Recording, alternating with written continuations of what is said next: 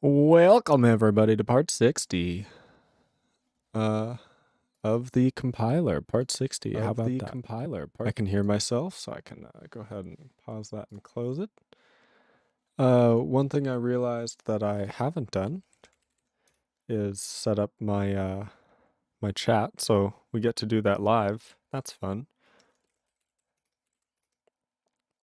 Just gotta load the package that I wrote that does the inline images.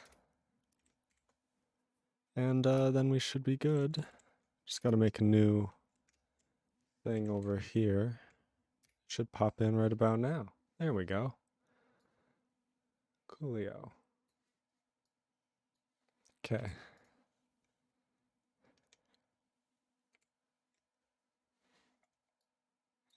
There we go. And let me open up a thing. Ah, Izidayush. Hi, Lance. Hi, Izidayush. How's it going? It's so good to see you back.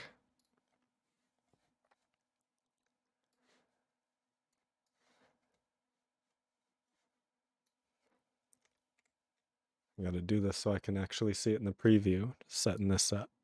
Live chat setup. Okay.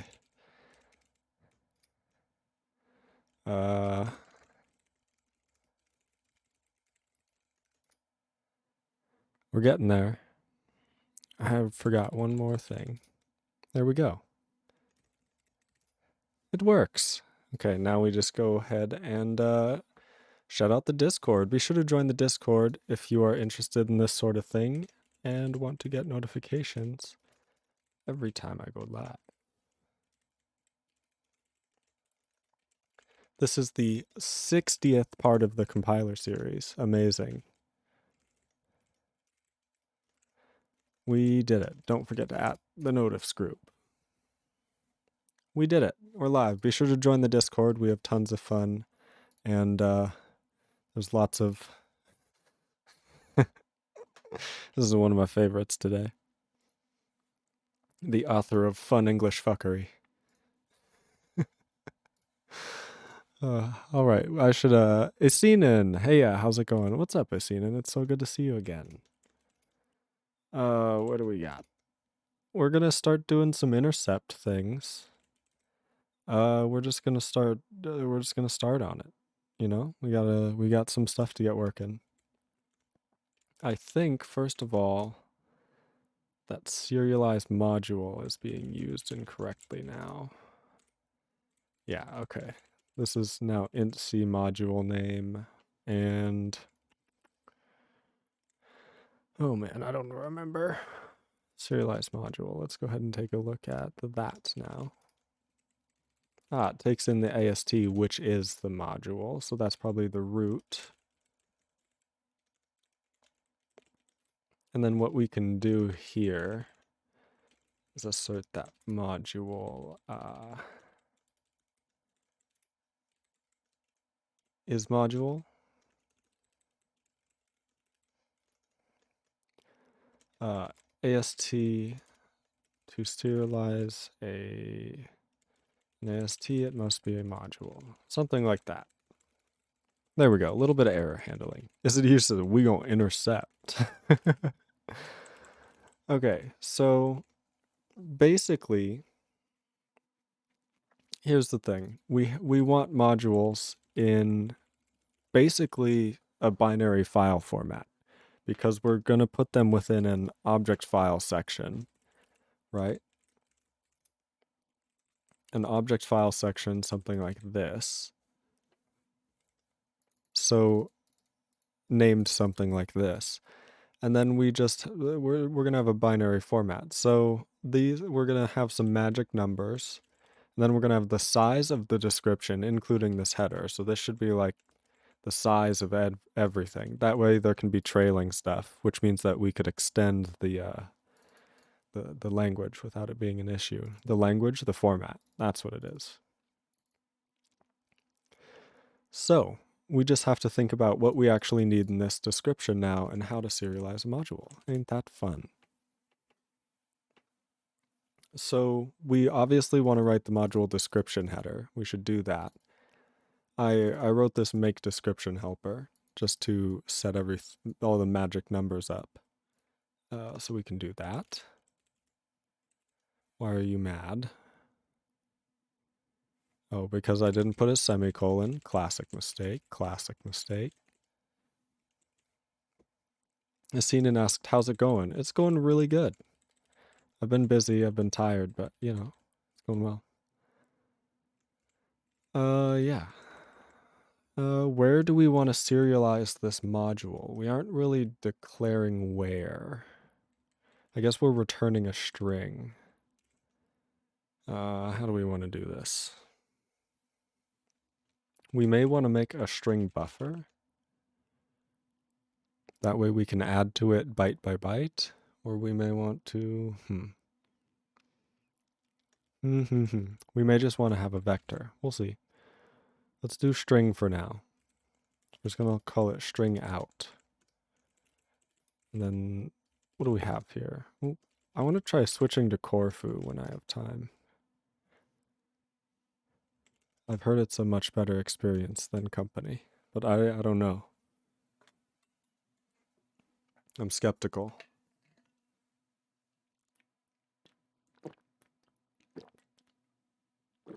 Ooh, stay hydrated.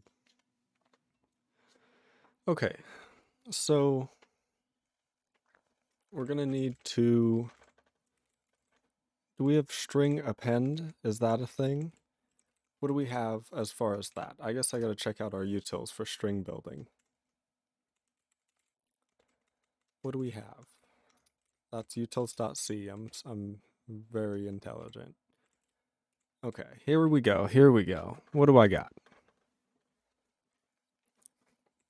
We have string dupe. String buffer 0, terminate, v format 2, format. Okay, so strings would basically be using a lot of the format stuff. But they just use string buffers, really, so. Interesting one, interesting one. So what does actually our format do? Yeah, it returns a string. Given, okay. But we don't actually have a way to append them, which is interesting. We have format 2, which does a string buffer. That's probably the way we want to go about it. I guess. I guess that would be the way to go about it. If we're going to go this route. So we do a string buffer out, and then to return something, we're just going to create a string ret, which equals out, but that doesn't work because we're going to have to copy over the size and data ourselves. Ain't that fun?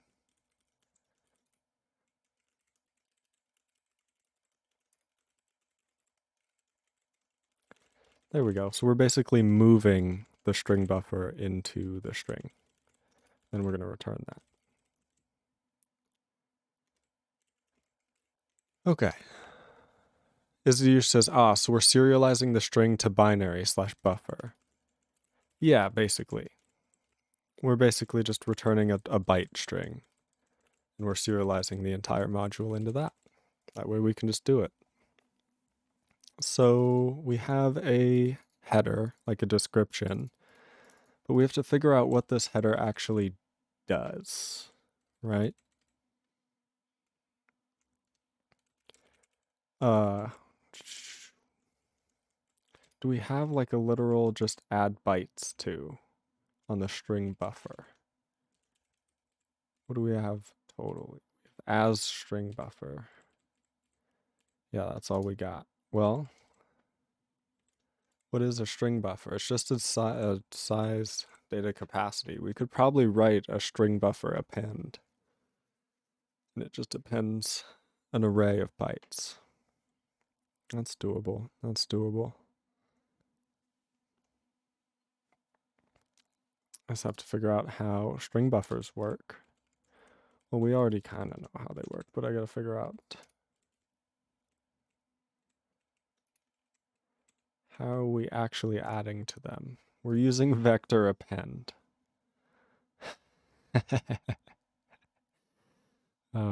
That's cursed. That makes sense. This is a vector. Okay. Naturally. A string buffer is just a vector. Okay. So we can just use vector append and pass it in another vector. Write string to string. So we have a string, a size, and where to write it to, which is a void pointer. Ooh, that's a fun one. That is a fun one, so that we can pass a vector or a string buffer here. Incredible. Well, we're just gonna, yoink this on out of here and grab that. Yeet. We're just gonna, plunk that in the header, and thanks, we're gonna use that now. Okay. What do we got? We have the string that we want to write, which is going to be, I know this is kind of cursed, but it's going to be a const char pointer cast of description.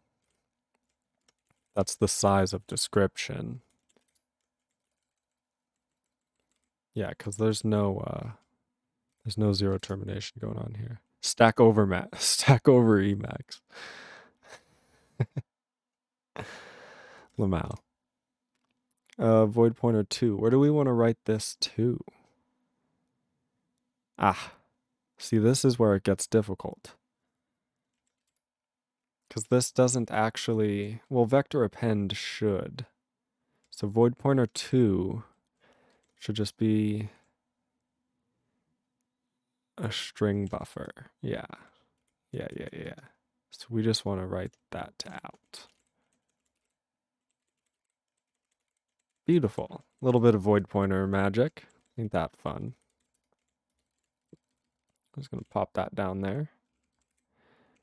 And move the, I guess that has the same effect. I'm just going to do that. Take that. I forgot you. Okay. What are we going to do? For all exports, write module declaration. That's right. So basically, here's the thing. In binary file formats, you'll see a lot of like TLV, which is tag length value. And that basically means that like 1 byte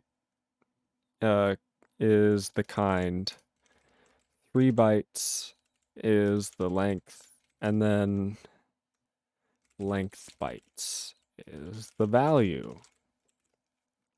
And this is kind of how things will be stored.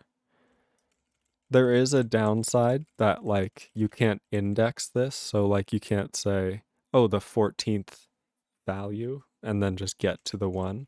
You'd have to enumerate all of them to find the length and then skip ahead to that many bytes, right?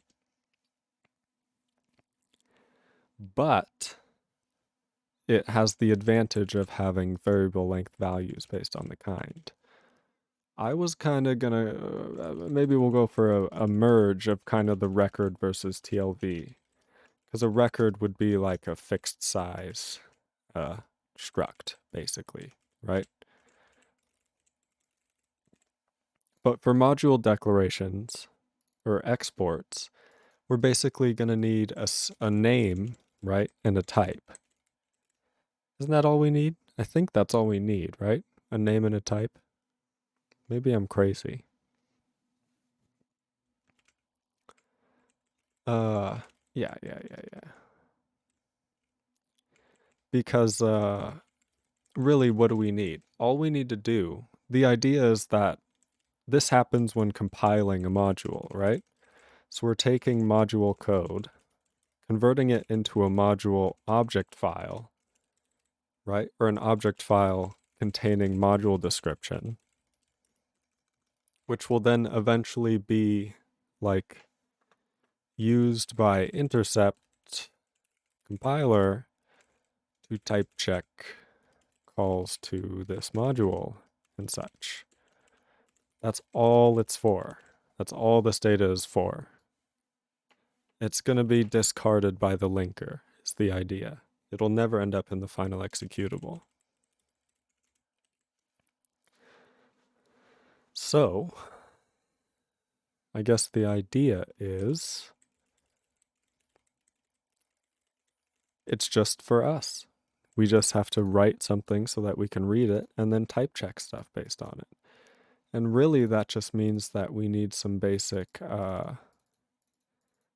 ways to do things, like if a function exists that we're exporting or a variable exists that a module exports and may be used, then we want to know what type it is. And we're probably going to do that by name. So that's fun. Okay, so we have the header. We've written the header. We want to write module declarations for all the exports. Thinking about going tag TLV, tag length value.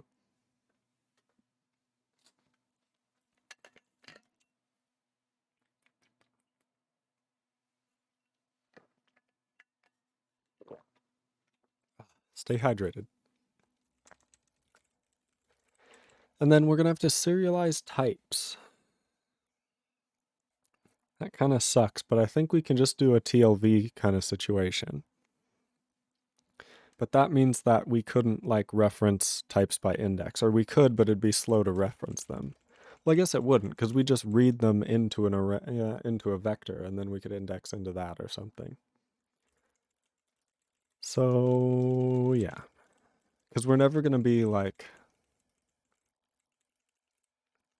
yeah, it'd be ideal if we could just like construct a vector based on the like values here, but we can't. So it's fine to just iterate them and build it. I mean, and this is only for exported things. So let's say even on the high end, like let's say a module exports 1,000 things. It doesn't really take a long time to iterate, you know what I mean, 1,000 of these and then build a vector of that. And that would be like on the crazy high end for a module to define 1,000 exports, right?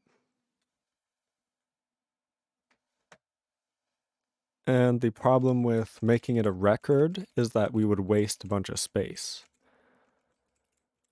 Or at least we'd have to do, you know, FAT32 or file allocation table, that file system. They have the same issue where every entry is the same size. So there are all sorts of like entries that are made to continue other sorts of entries, and it's a whole just mess. It's a real mess. And I think we might just avoid that by doing this. So it'd be more space efficient on disk, which doesn't really matter because it's just for us. It's going to be discarded in the executable. It's just for developers, but still, it helps. I don't know. Because if you can imagine, if you have a struct, how would you define each member if you have a fixed size record? It'd be really tough. Anyway. I digress. Let's do this. So, yeah, we just have to decide on a binary file format for types or something. So how would we serialize a type? Well, assuming we do TLV, we already kind of have a good idea of what the type will be, the tag. So TLV, here, I'll just copy this from down here. Boink. Right? Tag length value.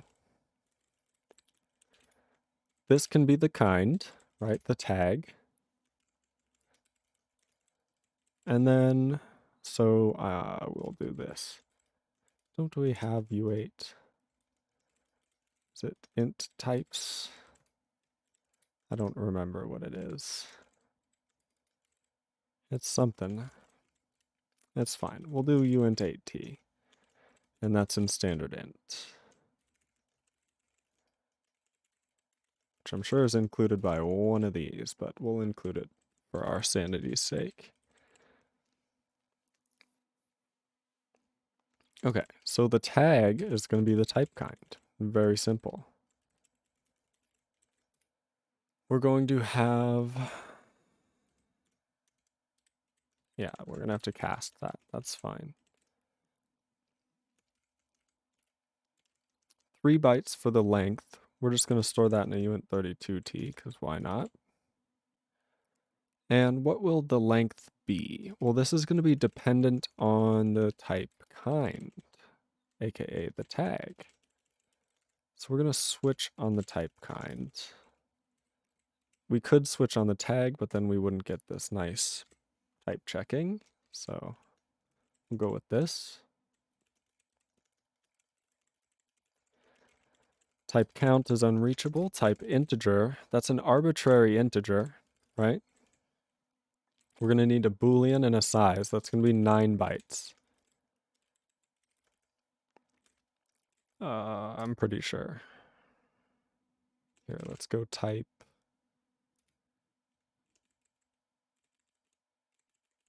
We'll get there.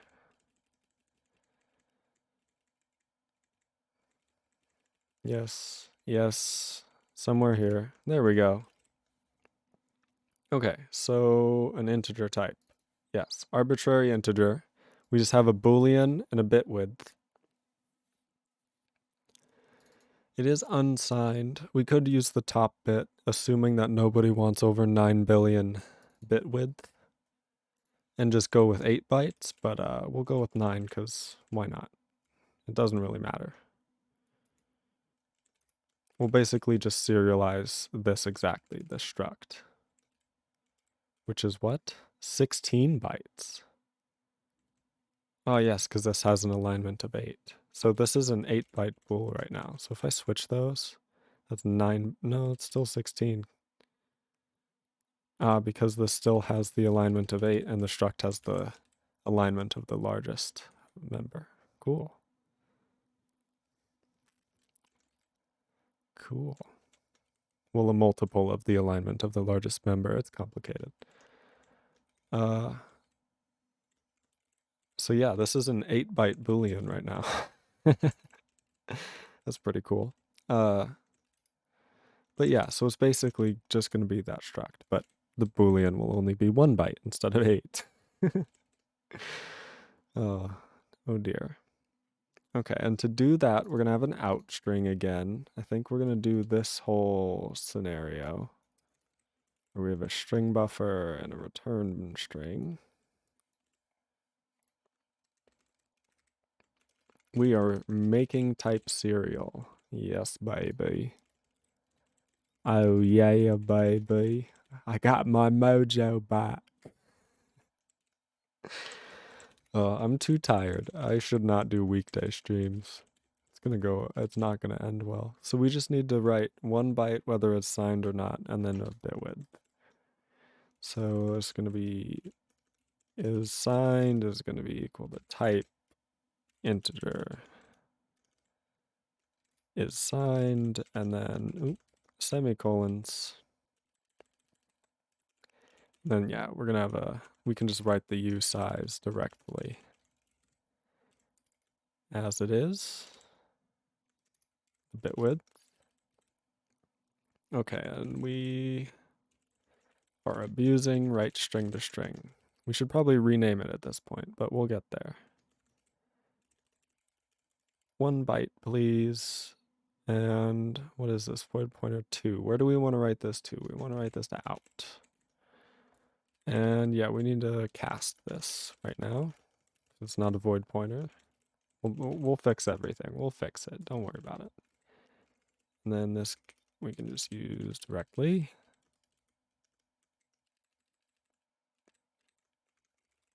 And that's going to be 8 bytes. We could do like size of this, but I don't think we'll do that because this is explicitly 9 bytes. And there we go. Written. We got to write the tag though. It's literally this. So we'll just take advantage of that. Okay, so now we've written the tag. We got to write the length. Okay, yeah. So we're going to do something like this. Ex-egoist. Concha, hope you're doing well. Thank you. I really appreciate that. NZNZNZ42, thank you so much for the follow. I appreciate it.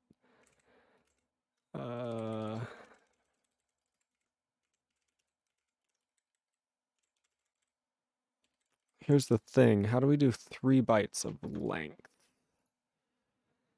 If I just do 3, this kind of depends if we're on little endian or not, right? Because if it's little endian,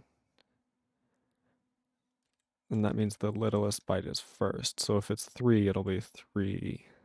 Like, let's say we have 69 in hex or whatever, and then 0000. So if there's an extra byte up top, it won't matter. But if big endian, then it would be like this. In that case, we'd only get 3 zeros, and that's kind of bad. So because we're on an Intel machine, it'll be fine. But I'm going to write a fix me. This assumes little endian architecture.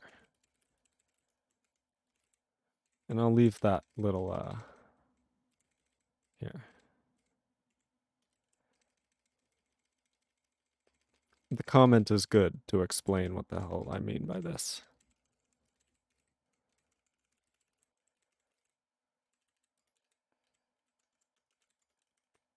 Because we're only taking the first 3.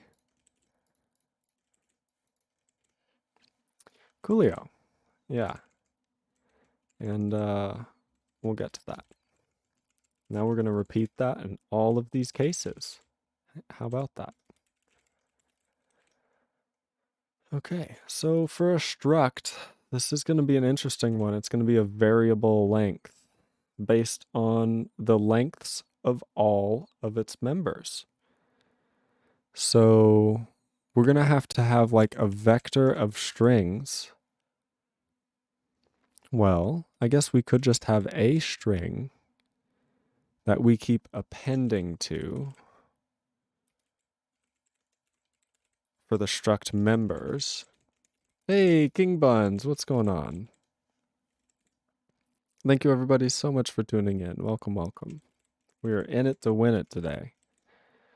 Serializing types, baby. Okay, so for our struct members, we know how many struct members we have, right? How's it going, King Buns? It's so good to have you in here. Members.size then. We could just do for each member. Yeah.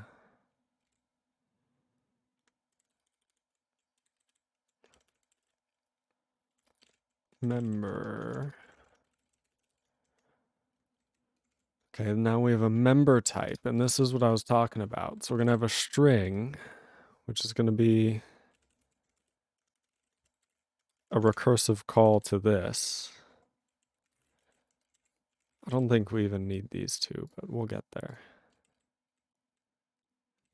String member type serialization equals serialized type of the member. Right? We're going to write string to string, which is member type serialization dot data along with dot size. And then we're going to write that to our struct members vector. Or string buffer, excuse me. Is it you says, can we do struct one recursively? Hey, that's what we're doing. That's yeah, hopefully that the type checker has dealt with that. Any recursive types before this point. Otherwise, we're going to have an infinite loop. Don't worry about that. It'll be fine. Yeah, we gotta worry about that a little bit. Because, like, what if a pointer to a type happens? We don't want to serialize that type again. We want to say, like, that's a pointer to some other type. But how do we find that type? I guess we could use a byte offset into this types, the whole types thing. That's not a bad idea. We'll think about it. We'll think about it. So if a struct has like a pointer to itself as a member, is really the poignant case, right?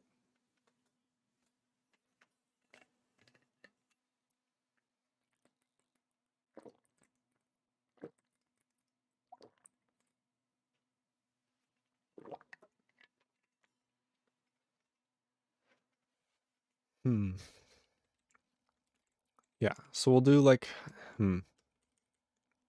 we are gonna have to do like a byte offset or something. I don't know. Or we don't. Or what if we just serialize everything twice? Or like as many times as we need. That's also a possibility. In which case, this self-referencing struct would have to have a special like type representation. Okay. We're gonna have to probably gonna have to redo this one multiple times.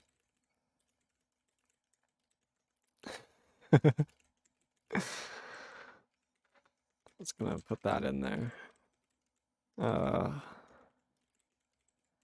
We're not gonna worry about it though. We're just gonna get started. What do we do? Struct members, member type, struct member members, member type serialize type, member write string to string. So then at the end of this, we write string to string. Oh, by the way, we have to free that. Look at me being memory safe. We would now like to write all the struct members into out. But only after writing the length into out. So we're going to do length equals this. And the length. That's not what I wanted to do.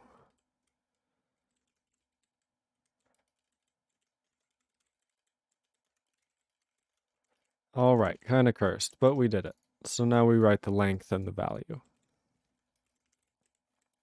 Fantastic.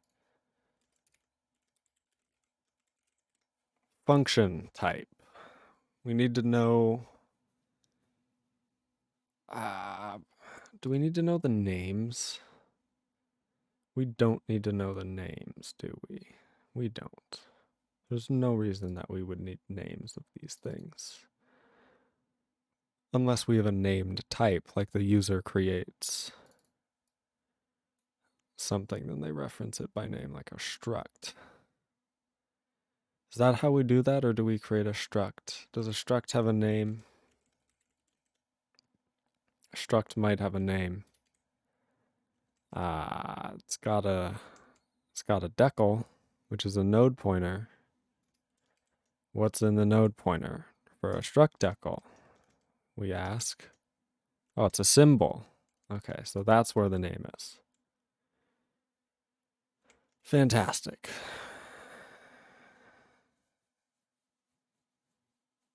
Fantastic. We could amend this to say name length and length. 8 bytes total, not bad. And then basically, yeah.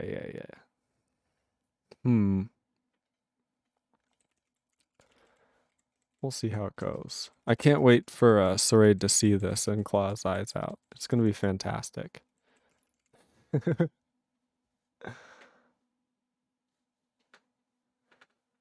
Okay. So yeah, serializing types. We'll probably have to redo this one. Don't worry about it. So let's say we have 3 bytes for the length still. Why do I want a length? The problem is that all of these types may have a name, but they may not. So named types are obviously going to have a name, and then structs are going to have a name, but nothing else is going to have a name. Wouldn't make sense for that to be named. So maybe, how do we do struct types? Yeah, structs have names because they point to the decal, which then points to a symbol, which then is, not is, but it has a name. So this is going to be a layout of name length, name, followed by member types.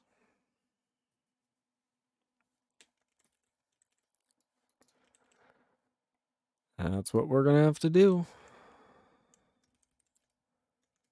And that's a UN32T, I guess. That's basically a const char pointer, but we won't get into that. Yeah. Okie doke. So the length of the whole thing isn't done because we have to add 4. Right. Yeah, so we're going to have to do 4 plus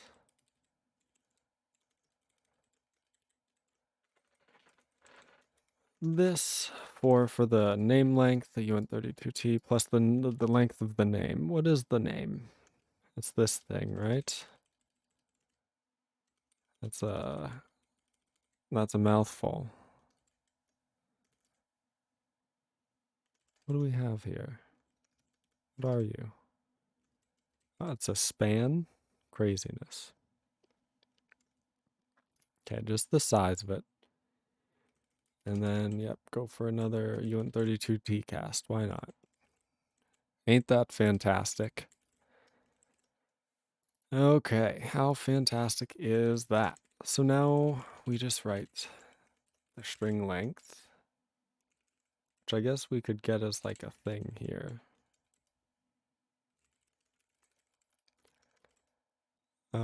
This thing.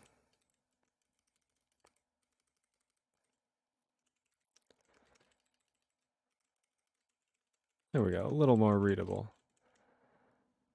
Okay, and then what do we want to write? We want to write the name length itself. It is 4 bytes, and we want to write that to out. And then we want to write the name itself. It's going to be this, but beta. Whoops. Okay. And then it's going to be name length.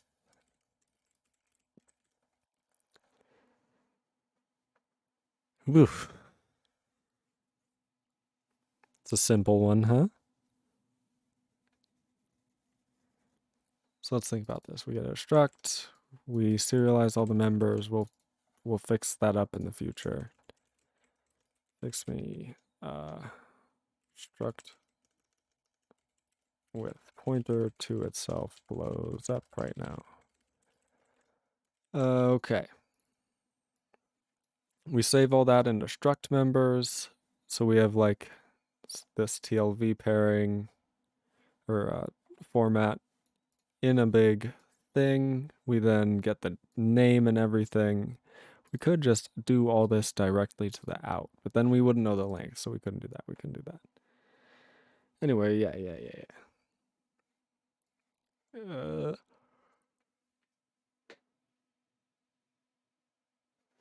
We're kind of grossly abusing the string system, but it's not a big deal. It's fine. As far as this, we can now, I think vector delete would be the thing to do through struct members. We don't do that to out because we move it when we return it. We free every one of these. Okay. For a function, it's going to be a similar thing, but like that. And then like that. So a function will have its name, the return type, and then parameter types. We may want to go with the mangled name, because then we could actually... Interesting. If we go with the mangled name, then we wouldn't need to do any of this, because the mangled name has all of this in it. Or we could go with the nice name and include all of these. We'll think about it. Does a function necessarily have a name? I guess that's something we should check. It does not necessarily have a name, so there's not going to be a name thing. So yeah, we really could just do the mangled string. But then we're going to have to write a decoder for all that, and it may be easier to just write the types how we normally do. So we're going to do return type, and then we're going to do for each, what is it? What is parameters? Parameters. What are you? It's a struct, parameters. Okay, that doesn't help me. Let's think about where this would be.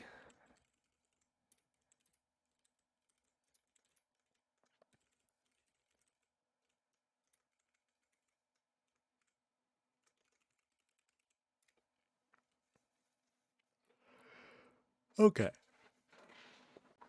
It's a vector of parameters. Now we know. Fantastic.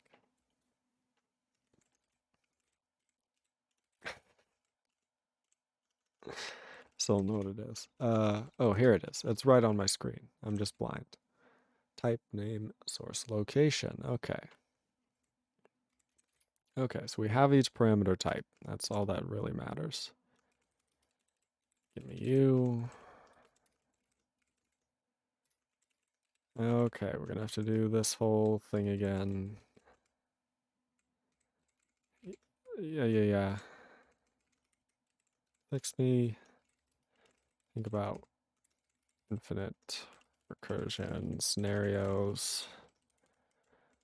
It's gonna be parameter now. I guess we called it P. And then parameters. Gonna need that thing. Of course, how could I forget? Can't forget to free it. We got that memory. Parameters. Okay. We at this point, we could abstract serializing a list of types or a vector of type. But we don't have one.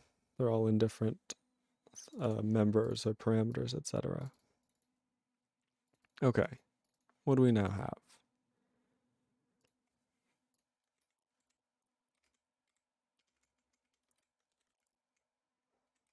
So we want to update length and then write length. We don't have a name length. We're going to have the return dot size and then parameters dot size. Yeah?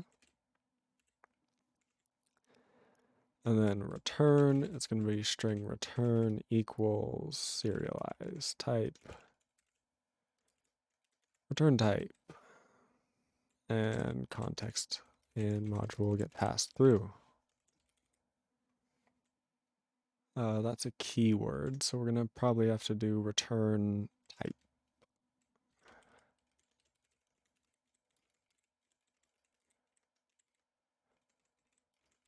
Yeah?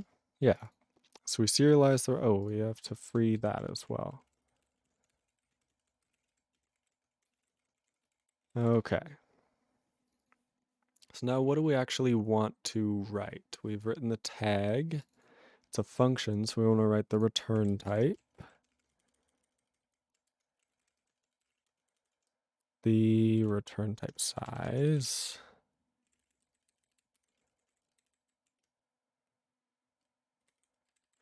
I don't think I even need to do that. This is actually what it's for, right?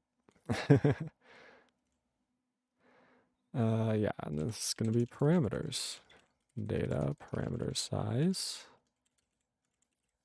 So, yep, return type and then parameters. The length does not include the tag of the length itself, which is interesting to note. It could, I guess we could do that easily just by using plus equals everywhere and setting it to 4 initially. Beaver Fever 95 says, "Heyo, what's up, Beaver Fever?"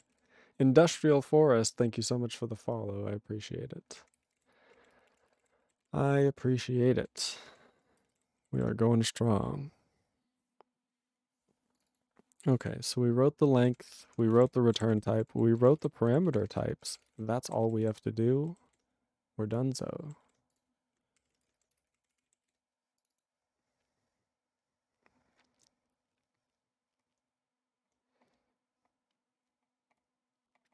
Okay. A type array. Well, this is going to be simple. We're just going to basically need another type and and a size. So once again, fix me, blah, blah, blah. An array of an array of an array, but we'll be fine. So then we have a type of size t array. Yeah. So we'll just put the size first, as in how big it is, and then we'll serialize the type. So we'll do 8 bytes for the size, and then we'll do element type.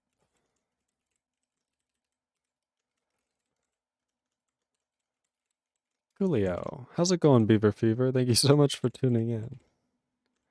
I hope you are doing well. We are currently serializing types, probably in the worst way possible. I can't wait for Eternal/Sorry to yell at me. It's gonna be great. Why do I not have... Oh, they're over there now. Okay. So we have size. We can kind of cursorily cast to a pointer. And then it's 8, and we can write that to out. Okay, then we also want to write the length, which is going to equal 8 plus the size of the element type.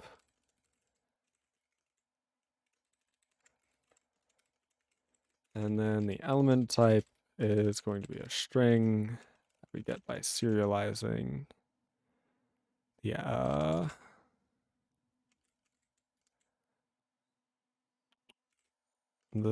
array of type.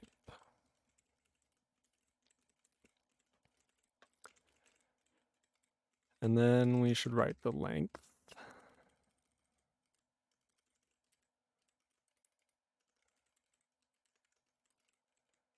So we write the 3 bytes of length.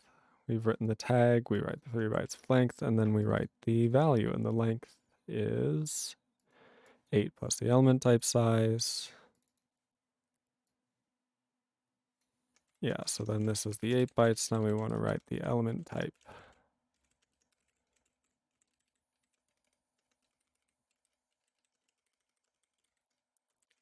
Okay, good enough.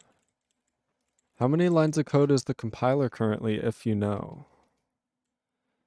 SCC. Does have what's that program called? I probably have it. I have Tokay, don't I? That's probably a lot. Tokay source. There you go. It's apparently like 15,000 lines of C, which is probably pretty accurate.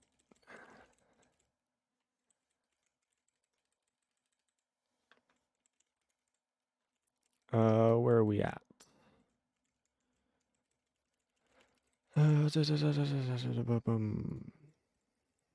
So we have the size and then the element type. We've done it. We've done an array. Should be fine. Make sure to put break. Break. We'll put break. Type reference.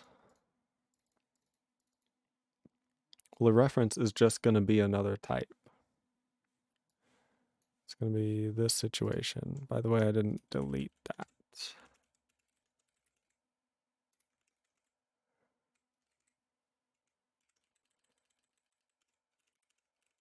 This is the type that we are referring to.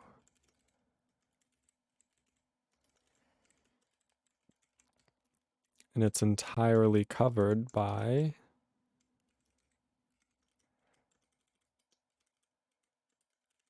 as in it's like we don't need anything else. The tag will tell us that it's a reference, so we can just say what type that we are a reference to, and we're golden, pony boy.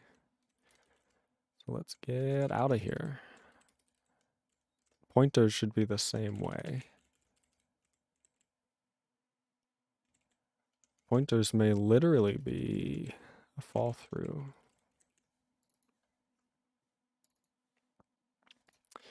I mean, it's going to be nearly, but it's going to be slightly different in that it's going to be pointer here. But other than that, they're very similar. They're very similar.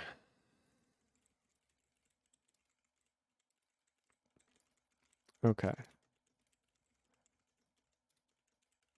We're nearly there, folks. This may be all we get done today, but serializing types is a big venture. And doing it a first time completely wrong is still a good step in the right direction towards progress. Okay, so what have I done? What have I done? We have a type of pointer.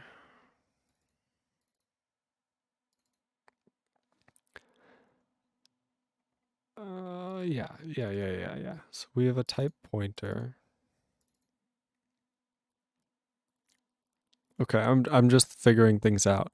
If we have a way to compare types, then what we'd be able to do is create a cache of types that we've already serialized, and then like just keep that around and say like pass that as a parameter maybe, or just call that wherever we call serialized type, which I guess it's recursive, so it does need to be a parameter.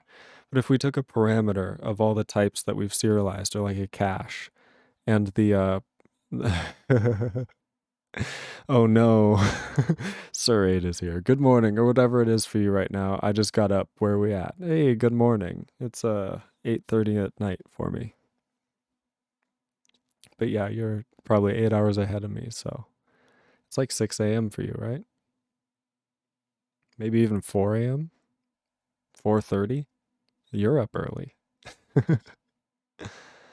uh, Good morning. I'm just writing the possibly worst version of serialized type. I was talking the whole time about how you're probably gonna yell at me as soon as you see it. So yeah. Hope you're good with that. We're just gonna continue with this train wreck and not worry about it too bad. uh, if it's really really bad, feel free to hop in a call if you want to express yourself better.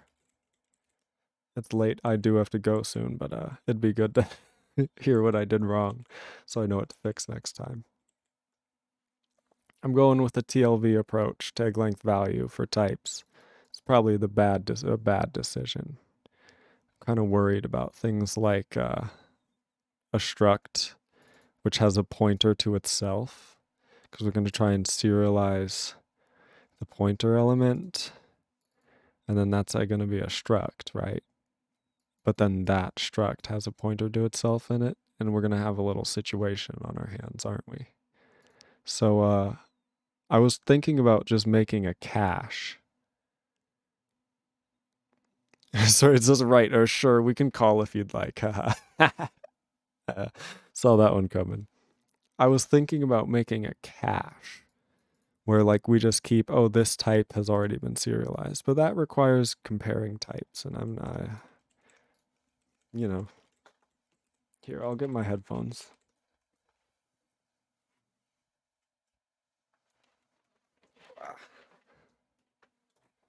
Well, really, my headphones were here the whole time, but I have to get the cable to plug into my headphones to make them work. It's a classic. Okay. Okay. Coolio. By the way, join the Discord if you aren't already. You'll get announcements every time I go live. And ask to join the notifs. Oh, I just hit my head on my microphone. Hopefully that wasn't loud. I'm doing great tonight. Yeah.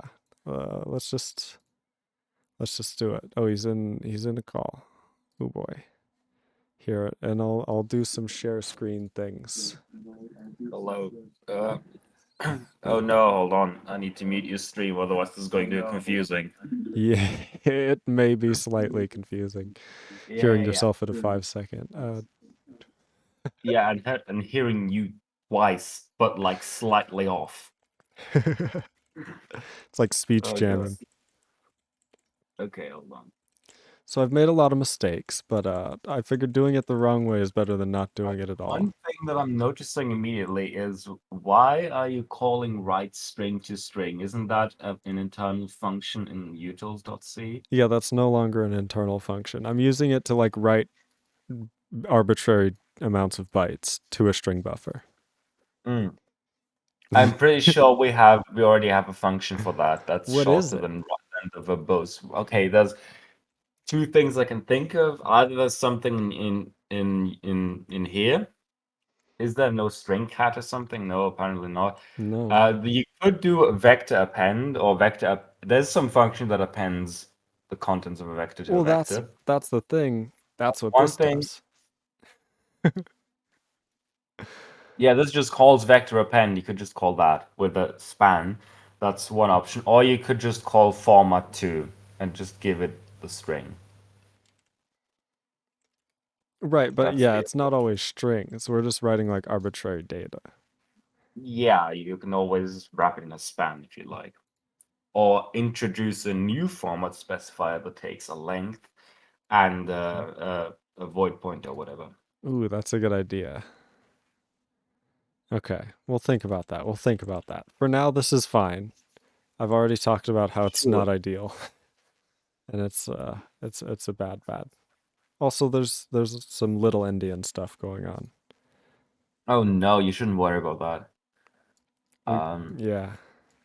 you can always write it out the same way and read it. I mean, if you're using modules across, that shouldn't really happen anyway, because if you're compiling something for a big in an architecture, chances I need to recompile the entire thing anyway. So this shouldn't be a problem, you know, but well. So the one thing that I find a bit weird is like tag length valley is fine, but that's a very general binary format. Like, what are the binary formats of all the different type records? Yeah, they're basically just the data that we need. So like this is 9 bytes, which is just the 1 byte for is signed and the 8 bytes for the bit width. That's for arbitrary Okay. integers. Then for structs, it's just the name length and the member types. And we know that it's where are you writing the type? Are you writing that anywhere? Or the Well, type kind? yeah, that's in the tag, the first byte. Okay. See, the thought So is how do we the tag represent a is struct? the Go ahead. tag is the type of the record and the length is the length of the record. Minus these 4 bytes. Yes. It's the length Yeah, of the minor value. God. Um, length of value. Yeah, Lengthwise. okay, sure, that makes sense. The thing is though that you kind of know the length already from the tag for most of them, and for the ones you don't, you can just serialize them. They can just basically the way I would model this probably is a bit like the type, like the type itself, like the union, where you have a tag at the beginning and then quote unquote a union of data, and the tag determines how long it is showed. For some, it might be longer. Like for structs, you might need an extra number in there that tells you how many members it has, but you don't need the length for most of the types. I think you only need it for structs and functions Pretty because much. those have a Also variable amount of named types. things in them. And name types for, of course, every time you have to encode a name, you need the size plus the Right. data, sure. So that's my issue is it can't just be a record table. That's what I would prefer, a fixed size, but then we're going to have like the awful fat situation, like the file Yeah. system where you have like, oh, this is a continuation entry and then this one is actually a prefix entry and there can be up to Hmm. 255 of them and it's like that's horrible. Yeah. That's why I wouldn't do fixed size. I would do variable size and then maybe cache it somewhere or something like that. Okay, So okay. So I the way wasn't crazy. the way I would typically go about writing these kinds of binary formats is defining like the layout beforehand in like a struct and then serializing it, which I found to be a bit easier. And that way you ensure that you don't make a mistake when you go to deserialize it later, because we need to do that too. I mean, we can do that. It's not too difficult. The problem is you can't put like the struct one in a struct because it's variable. Well, yeah, it would be okay. Maybe the struct type record would be the wrong name for it. The wrong way to think about it would be more like a struct type record header, if you will. So, and for some types, So that's it'd enough. Like just for be a the pointer name. type, the record header would just contain the pointee type, basically. Exactly. And what was I going to say? For structs, it would contain the number of member, like the name, as well as the number of members, and would be followed by however many members you'd have to decode it. Then you call uh these when you encode it, you call serialized type on all of them. When you decode it, you call deserialized type that many times. And assuming the format is correct, it will be deserialized correctly and serialized correctly. Do we have packed? I Where does it go? I think it goes here. The macro, I think it goes here, but I don't think we need it really. Oh, well, I guess I have to do mm, something like that. it can be 64-bit. That's true. What I do is check wherever we've used that before, how it's used there, because I don't think it's. I think it goes where you put it, but I'm not sure. I don't remember where we've used it. Maybe cough. You could always grab it for something. It does go here, So yeah. here's okay, so it does go there, but then okay, yeah. Then it's packed default at the end. Yeah, because of weirdness. Yeah, pragmas. Hmm. Is just a semicolon allowed? The top level? Come again? Is just a semicolon allowed at the top level? Um, you mean? Because this Oh yeah, expands yeah, to yeah. nothing. Sure, yeah, Okay. yeah. Okay.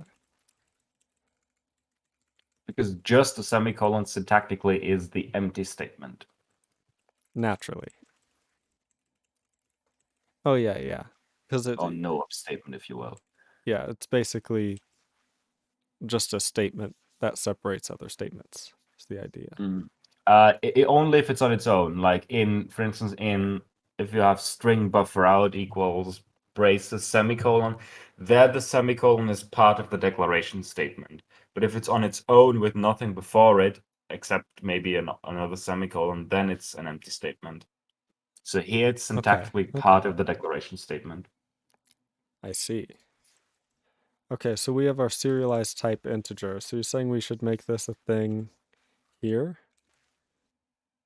I mean, it doesn't necessarily, you don't necessarily need to fill the struct. You can do that and then memcopy it and then write the struct to the thing, if you will. That's an option. You could also just write the things in order if you know how it looks. But I think like using the struct might be the easiest way of doing it. And probably the compiler is going to be is going to optimize it away anyway. So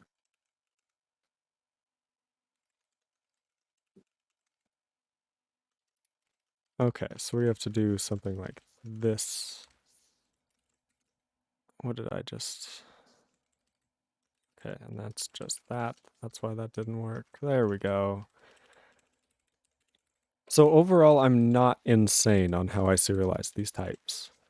no, I wouldn't say that. Wow. Okay, wow. What And about the infinite recursion issue with the structs and the pointer to itself?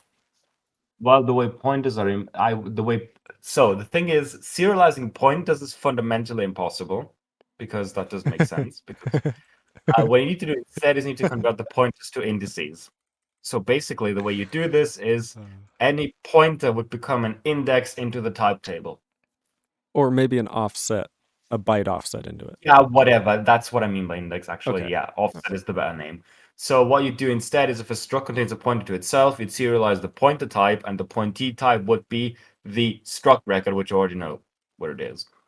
And you just have to serialize them in some order in which that works out. Yes, yes. Okay, so we've serialized an Or integer since the type. table is going to be complete eventually, what you can always do if you don't know the offset yet, you can like save it in a fix-up table or something and come back to it later once you do. Wait, what? So basically, if you because in Oh, yeah, this yeah. language, this and C types are all independent. So you can have a struct type that contains a pointer to another struct type, but the latter syntactically, so the struct type containing the pointer to the other struct precedes that struct. So you won't get to serialize the other one until you've serialized the first. So what do you put in that pointer? Because you can't just start serializing another struct while you're in the middle of serializing one. So what you'd have to do is you'd have to basically save it in a fix-up table or something and say, okay, I don't know where this is yet. I'm going to basically, you probably know what this is because you've been emitting machine code for I don't know how long now. So you'll know Yeah. that sometimes you'll have to just patch it up later. That's basically what you have to do here. Yeah, you're talking about a relocation table. Something like that, basically, yeah. Yeah. It's also called a fix-up table often in the Nice. context of code generation, particularly. Um, Arrays are simple, it's so yeah, just the size that's and the what type. yeah. Okay, reference, same as a Same. pointer. Yeah. Okay, just making sure. Named type. Okay, so you're saying Oh, get rid of the length, by the way? yeah, you probably don't need that. And one more thing, And then that'll just be within. Okay. you might want to have a mapping from a type pointer to the offset in the type table somewhere. That could either be a hash map, but since we don't have one, you could consider adding an extra member to the type struct that stores the offset as used in during serialization. That's a bit hacky, but I think it works.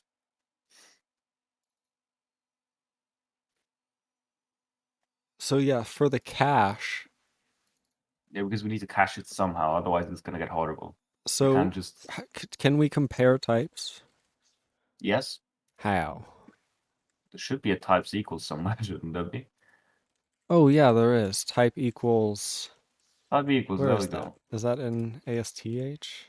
Okay, it is. Should be. So yeah, this returns true if two types are equal. I So hope. so we could do a cache, which Based is on that, yeah. basically a vector of... Mm-hmm. Type pointers. Or actually it would have to be a map technically, I think. What you want is a set, I think. So no, not a set. It is a map. It is a map more or less, actually. Yeah, so basically we're gonna have a vector of some struct. Is that okay? I probably have to name this, don't Yeah, I? no, that's fine. That's fine. Okay, I think we'll we'll see. try it. Thank you for this, by the way. I appreciate it. No problem. I hope your morning isn't too misshapen. No, it's fine. Okay, where am I at now? This is a vector of a struct of what? What am I doing? Types and offsets, I think, currently, so it's like a poor man's map. Type cache, that's right. So we're gonna have a type pointer type and a size byte offset. That's what it'll Interesting be. you put it that way around, but sure. Because typically in a map, I'd put the type that's mapped first. Wow, I just wrote these little endian, you know? Naturally. It's a little endian map. It's simple. I swear I did it on purpose. No, I think I'm You just really need a hash map. that's what I was thinking about. It wouldn't even be that hard. It would take me like 3 hours and it'd be done. We could have a hash map, a generic hash map in C. Mm. The thing is also, yeah, okay, a generic hash map, because for this we could probably even use open addressing or something. It's gonna be an open address generic hash map. Yeah, just okay, but open addressing is horrible if you want to delete stuff. Because I need a Yeah. tombstone and all of that. You know, it's it does I mean you just have to search up to, the n times. Yeah, It's like yeah, O well, log n. It's like n log n, isn't it? no, the problem with deleting from an open addressing map, in case anyone doesn't know what, okay, should I explain that really quick, maybe, or Go for it. so the way open addressing works is basically a hash map gives you a typically the way a hash map works is you take the key and perform some sort of computation to reduce it to a number. Typically, if it's a string, you'll XOR it with itself and shift some stuff around or something. That like choosing the right hash function is complicated, and there's many ways of doing it. But eventually, you end up with a number. And your map is basically a giant array. And what you'll do is you take that number, modulo the array size, and that's your index into the map. Whatever index that results in, that's where you would like to put the element. Now, that's fundamentally how hash map works. The only problem is what if there's already an element there because we're doing a modulo operation. It could be that two different keys end up having the same hash value. So what do we do with that? Well, there's two solutions to that primarily. One is we instead of putting an element there, we put a vector of elements there, and just all the elements with the same hash value go in that vector. That's one option. The second option is open addressing, which means instead of putting it exactly there, we'll put it after it in the next free spot. And that way, the key might not get us to the element itself, but it'll get us close enough. Um, Open addressing can be a bit more performed because you don't have like a list of lists, which is always like a bit of a scuff data structure. But the only problem with open addressing is what do you do to delete something? Because you can't just write null into it, because that fundamentally breaks the addressing mechanism. Because the way you search in an open addressing hash table is you index into it with the hash, and then you just scan forward, comparing elements as you go until you find uh, your element. But since you don't want to always look through the entire table, because that would kind of defeat the purpose of it, you stop when you find a null. So if when you find null, that means, okay, this is where the element would have gone if you were to insert it now, which means since it isn't there, it is not in the table. So you can't just write nulls in the middle of an open addressing table, because that would, when you search it, it would indicate, okay, there's no element there. So you basically end up deleting elements after from the table almost, depending on how they're indexed. So the that's why open addressing tables are typically not used if you need to delete from it. There is one way to delete from it, but it's quite scuffed. It's to introduce a second invalid value in addition to null, which is often called a tombstone, which is just used to indicate, okay, there used to be an element here, it's gone now. And that way, when you,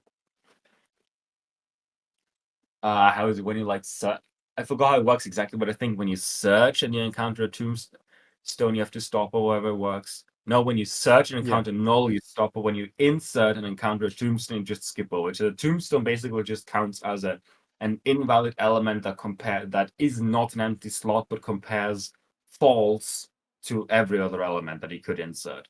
So it's exactly. basically just a slot in your table that's unused now because you just deleted something from it. So deleting from an open addressing table is always a bit annoying. That's you kind of nailed it on the head. Yeah, there's kind of this thing where it's like if you have to delete one halfway through, then yeah, there has to be a difference between the search function and the function that finds new places to put things. Yeah, Uh, and that's the would problem you don't have with the the other one. exactly. Yep. How we looking good as far as this goes? So now serialized type will pass in a string buffer of all the serialized types. So this is where like the byte buffer where we're serializing all these types. The type that we want Okay, to that's what we write. So serialize. you say. Okay. Yep, so that's what we're going to append to. We're going to append this type serialized into here, Mm-hmm.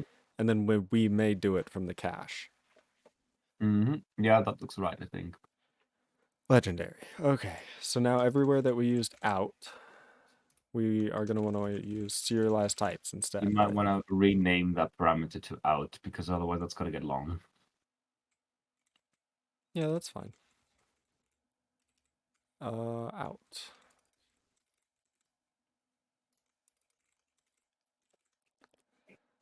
Why is tag You mad? forgot a Okay. semicolon. Classic. Classic. Mm-hmm. Okay. So conceptually, we're getting rid of the length too, right? Mm-hmm. Okay. So to serialize a type, we're going to write it to out. We may do it from a cache. Every time we start serializing a type, we add it to the cache. Mm-hmm. Is there anything I'm forgetting? Well, actually, what you could do is before that, if it's already in the cache, you just skip it. Okay, so that's going to That's be, that's something you could do. that's a really good idea. So we're going to have to go for each cache type within the type cache. You need to give it a name. Yeah. Oh, you need to do star cache because it's a pointer. Classic, Mhm. classic. Then I'm The gonna reason for do this is that in the macros, all the no, they don't dereference it. They use the dots simply because it used to be that the macros assumed that those things were pointers, but I found that most of the time you're operating on like local vectors and having to put an address off in front of them just to use them locally was getting annoying. So I changed it to be the other way around by default, which actually works better. So they're basically taking the vectors by reference, if you will. so does this now return the offset of the It serialized type? can. It can, sure. Yeah, I think that, yeah, actually, Because how are that, we gonna that deal makes with sense. I think that makes sense, yeah. okay. Okay.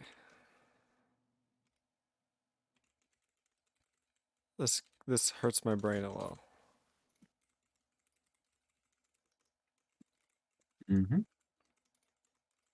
Okay, so for each cache type, if the type equals the cache type, return the cache type offset. Hmm. Hurrah. So now every time we serialize a type, we're just gonna be writing an offset. We just return an offset, yeah. So for instance, if you serialize a pointer, um, no, if it's, okay, that's a bit more complicated. If we serialize a pointer, we actually, what we have to do is we have to write out the pointer record, insert a dummy value for the what is for the pointee. Then we call serialized type on the pointee because that might write a record or it might not. Either that way or we search in the table, and if we don't find that, we do that. So there's like multiple ways of doing it, I guess. So we already need the fix up. Does the fix up table need to live through a function call? Is it another parameter or is it just No, I a don't think local? so. Actually, hold on. It does, doesn't it? I think if we can figure out how to do this for struct, because the thing for structs, what do we need to serialize for structs? We always need to serialize the name, right? Yes. And we need to serialize the parameters, I guess. That's all of it, Yeah, the though, isn't it? members. Yep. The members, yeah. We know how many members there are, and each member is just going to be a type, right? That's the only thing we need, but Yes. we don't care about. Oh, Which we is do just care going to about be the an name as offset. well. We also has to have the name, right? The name of each member? Well, yeah, otherwise how are you gonna access them? Yeah, that's a good point. That's a good point. Mhm. Ugh. So, and the thing is, I think hmm. So what we could do for the layout is we could do something like this, where we write out the members first, actually, and then all the strings, because that way we know that we have to fill in n, where n is the number of members. We need to fill in n member types at the beginning of the struct record, and then once we've omitted all the names, we can call serialized type in a loop on all the parameter types, and then fix up the member types at the beginning of the struct record, if that makes sense. That does That make way we sense. Yeah, that way we don't need to actually create a fix-up table. It just kind of implicitly works out that way. And then the reason why we need to do it that way, we need to put strings at the end, is because serialized type might insert a new type record. So we can only do that. We can only call serialized type once we've written out the entire type record, or at least reserved space for the entire type record. Otherwise, we'll start a new type record in the middle of another one, and that's kind of not the point of this. So Okay, so let's just go through this. We no longer have an overall length of the whole thing. Do we need that still? I don't think we do. Okay, I'll believe you there. Okay, no, one thing we need is we need the number of members. That's the one thing we need. So we have the We need name to know how many length, the name, the number of members, and then followed by all the member offsets. I would put the member types first, then the struct name, and then the names of all the members. Okay. So why? Because the length of the name might also be variable, and then we'd have to skip over that too. Okay, I guess we could also just save that offset. I mean, it's up to you, I suppose. I don't think it really matters that much. So member count is a UN32T, See, followed by, that's what I mean. If you're already writing it out that way, just make it a struct in C. You can create the struct locally inside this case here or but this whatever, is but just this is just a random array of any size. yeah, I guess that doesn't really work that well. That's right, yeah.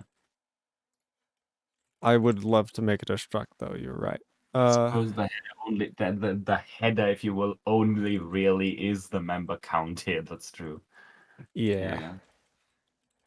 So the member count is going to be type structure member size.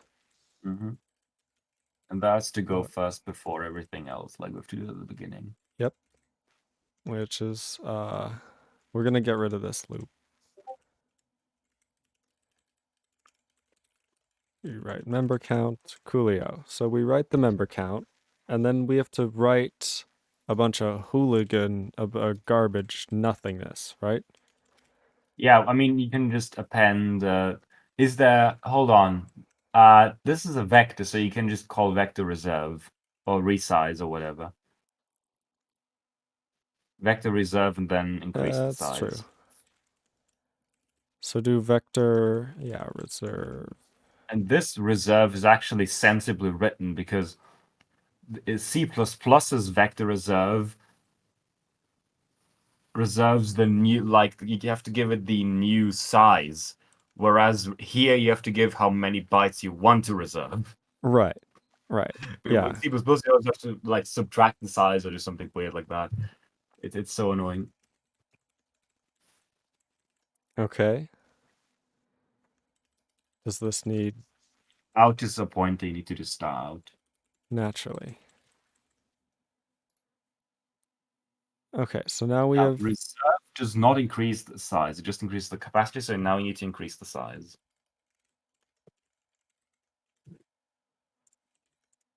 I don't think that's right. No, that's not right. Good God. Member count plus size of, yeah. And the compiler is smart enough to do that. Cool. So now we have a newly sized vector, and we want to write some strings. And maybe before you reserve or before you resize, just save a pointer to that so we can. Actually, no, you can't save a pointer because it might be relocated, but save the size of the vector there. Or save the start of the The types record or offset. whatever. Something. Yeah. Yeah. Yeah. So we'll do members offset. Yeah, you can just save the beginning of the.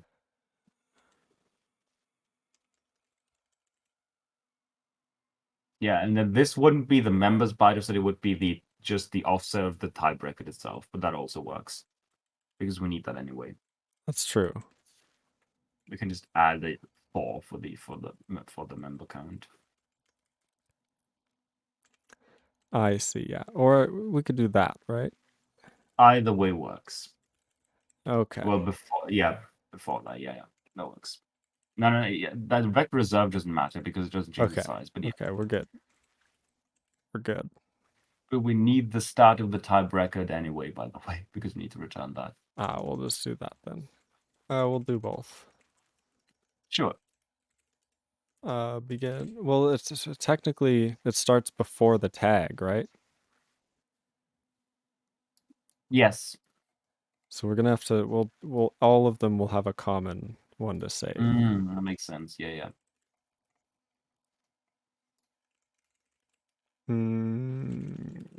Type record begin. Hmm.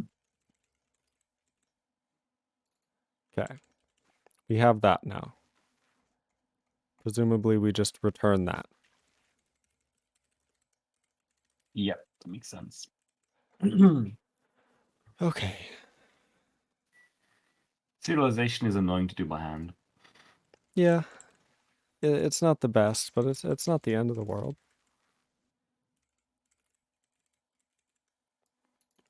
So we make some serial for Wait, arbitrary integers. Coolio. let's finish structs first because when that's done, like the rest will be easier. That's true. So how do we? Yeah, we're getting rid of this stupid loop. Hmm. So we have And the now we write out all the strings. You might want a yeah. We member. write out all the strings. So the name we do, the name You length. might want. So the names, these are spans. So for that, you can just use format to write them out. Okay. That's a good idea. So we're gonna have You also need the name of the struct. You can either put that first or last. member name. There's gonna be lots of those. Okay, the what? The name of the struct. Yeah, we also need that. That should be here. Yeah, I didn't see it. Yeah, oh my God. So that's so much.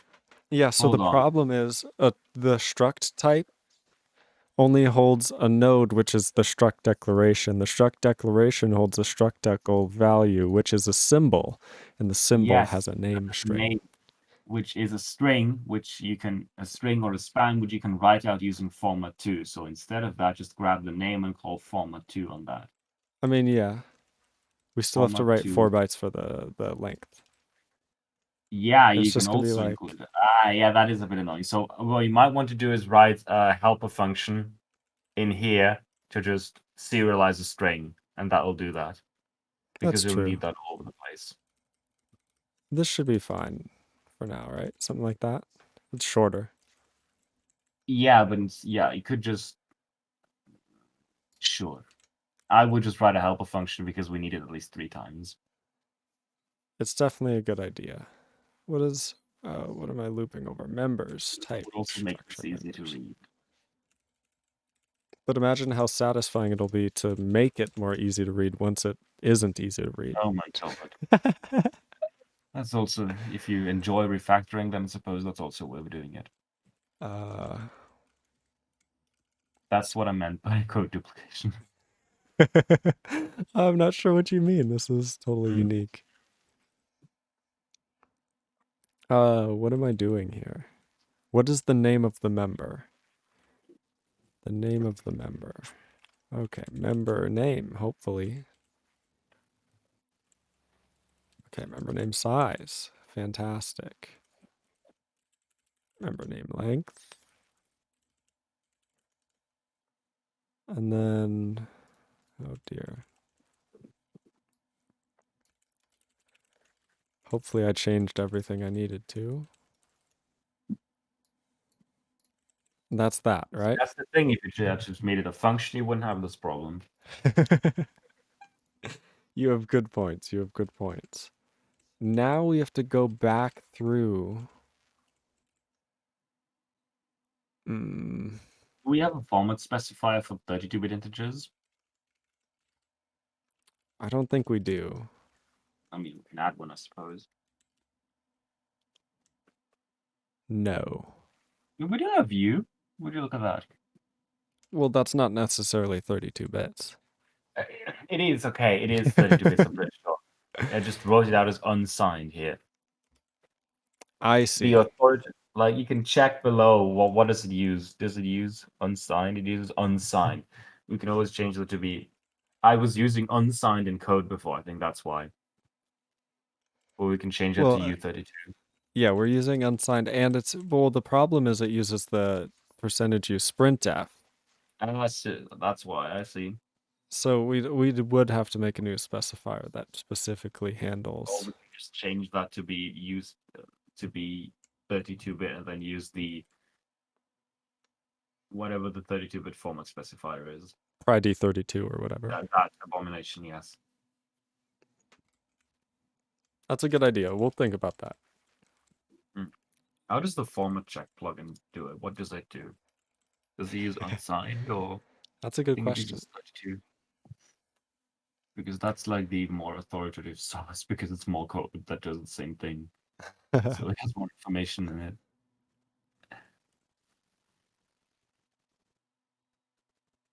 Okay, so we've already saved the return type. So even though, okay, we're good to do this. So we have to loop Okay. over all the members again. This time,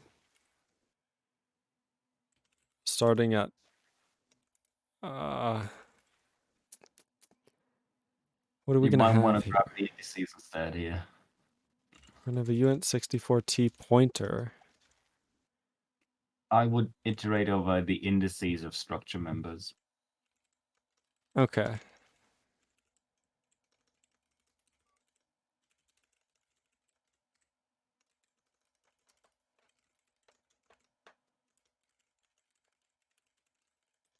Blah, blah, blah, blah. Okay. Dot data, but yes.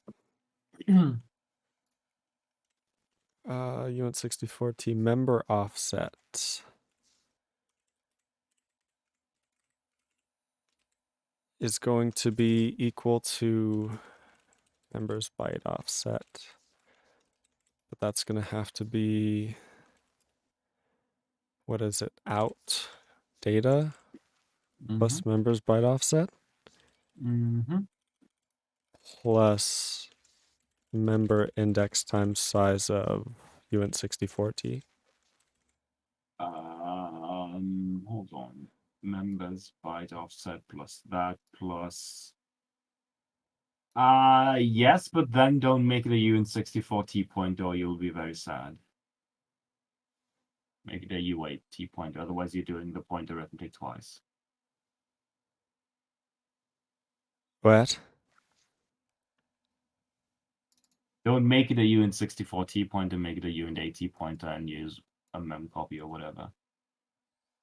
Otherwise, you're currently doing the pointer arithmetic manually by multiplying with size of uint64t.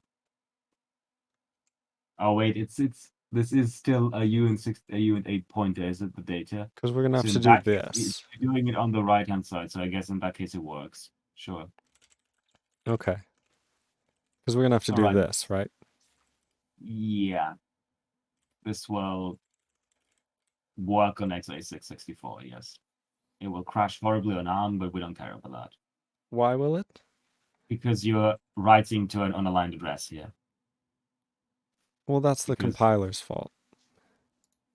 no, that's your fault for hacking It's, structs. what do you mean? It's 64 byte aligned, right?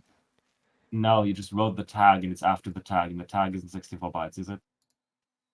No. It's somewhere in the middle of the of out.data. Like you have no way of knowing here Ugh, what the whatever. element of that is. Make a better Members. architecture. ARM sucks. That's true though. Members.data. Thank you. Hmm. I was like, what have I done wrong? So now member offset. Why are you? Yeah. Do a bit of a casty cast. Okay, but now put the entire thing in. Yeah, there we go. That's otherwise we'd be running into a problem. We'll just cast this and then add member index. That won't be confusing at all. That would also work, yes. So now we're writing the member offset of each one. We should be fine now, right? Mm, yeah, I think that looks good. And then we just go on to return the type of the record beginning. I think that's fine. And we are adding it to the cache at the very beginning, aren't we? Yes. Okay, good. Progress.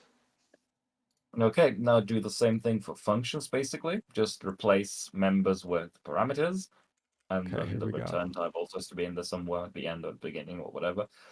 And all the rest of them should be fairly trivial, because I think function and we don't have tuples, do we? So I think function and struct are the only two type kinds that have a variable amounts of elements in them. So we're going to have a parameter count and then the parameter types, the function name. We probably want to have that after. So Maybe the yeah, for a return type in here. function, um, I think we need the name and the mangled name. Why? Because we need to in the code we use the name, but to link we need the mangled name. Why? Yeah, why do we need that? What do you mean? Why do we need that? So, like, if we call a function type, don't we automatically, the codegen backend will mangle it?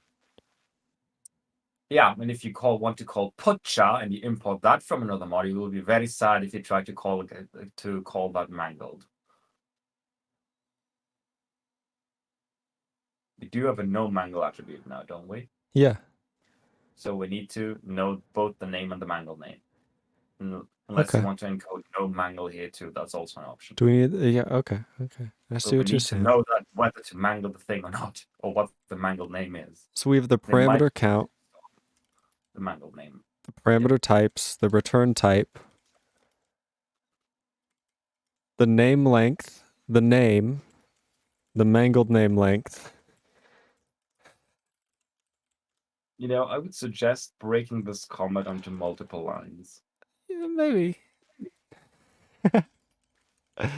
I kind of like it as one big one, though. Okay, then we're going to have the parameter names last, right? Yeah, sure. Okay, so we have the parameter count, the parameter types, the return type, the name length, the name, the mangled name. Here, we'll do that as two separate ones. Mm-hmm. The name, the mangled name, and then all of the parameter names. Yeah. Is that Um, everything we need? I was going to say, let's take a look at the type function struct to make sure we haven't missed anything. I mean, there's also like global and stuff like that and Let's discardable. see. Global, what are we using that for? How would I know? Right, in that case, add an extra U and a T for these flags, and we'll just save them and read them back out in case we need them. Though actually, that might be a problem because actually, uh, hold on. The type is no mangle. That's interesting because that's not a property of a type. That's a property of a function. Well, yeah, this is a function. Discardable. Yeah, this is no. We have a node function too, don't we? Yes. So yeah, that would. Anyway, that's not that important. So I think global is only used to know whether we need to export it or not or whatever. So I don't think that really matters if we're importing it because imports are by definition global and we don't need to re-export them because they're imported. I guess and that should be on the function, on the type function anyway. So, no, What you're I saying is don't we're think, gonna need attributes. yeah, we're probably going to need them in the long run, but I think the only one we need right now is discardable, Okay. I think. Because the other two, I think, at this point don't matter anymore. Okay, so we need the parameter count. Especially if we're saving the mangled name.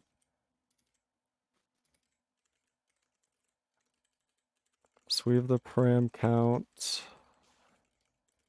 We reserve that many bytes. Yeah. We have to write the Um, attributes first. mhm. So attributes are gonna be attributes. I don't know really how to do this, so I'm just gonna do You it. could make a struct function attributes and just fill them in here. That way we'd ensure that when we deserialize them, they Yeah. are always in the same order. Serialized function attributes. Sure. And in this case, we can't use a bit field because of ah. Yep. Welcome. I'd say this is such a stupid language, and C++ has the same problem, I think, Yep. with bit fields being the order of bit fields being undefined, but I'd have to check. Attributes. I'm just gonna make this 32T.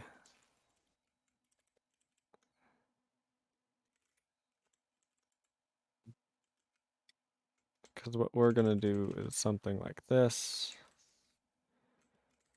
It's also funny because like I gotta go a lot soon. of languages have like as you call them arbitrary integer types now, but the thing is also that C's had bit fields for 50 years and arbitrary integer types are just that but less scuffed.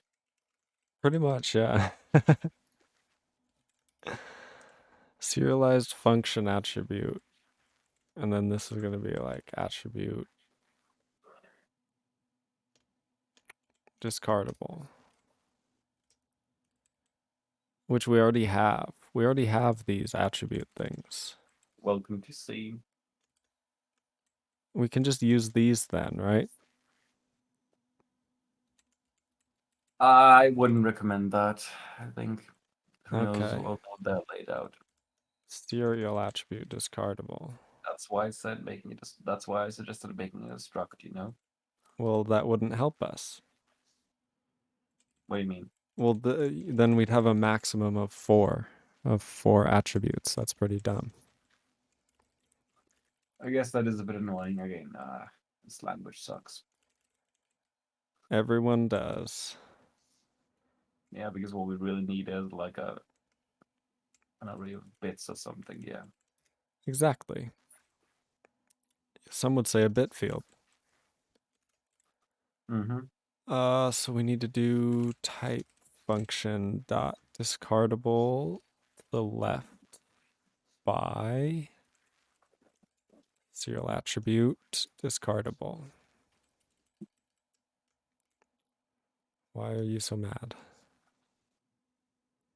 Int to unsigned int. I don't care.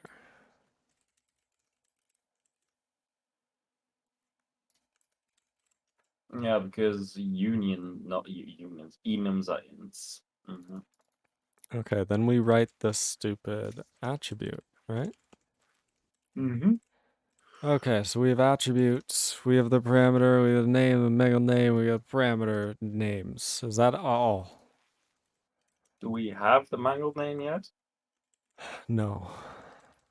And you're also accessing it as structured echo, so that's a bit sus. Yeah, we're not we're a little off there. So what is the name of the function? Do we know the name of the That function? doesn't have a name because it's a function type, not a function. So we don't have a name, actually. The function has the name, not the type. You're That makes sense, confusing. actually. Yeah. That makes sense. So we can just yeet that. Okay, That what makes about it all. attributes then? Do we still just need discardable? It still needs the discardable. I mean, it's hard to say if that should be part of. I don't think that needs to be part of the type, So honestly. we went from one name to two name to zero name. Yeah. Because that's always the annoying Attributes. thing, separating function Mm, types from functions. But I think the way to think Parameter. about it is if you really want to use a function type in isolation, do you care if it's discardable or not at that point? And do you want that to be different from a non-discardable function type? Yes. I mean, in the future, we want to like when we call a function, we want to know Mhm. it's discardable.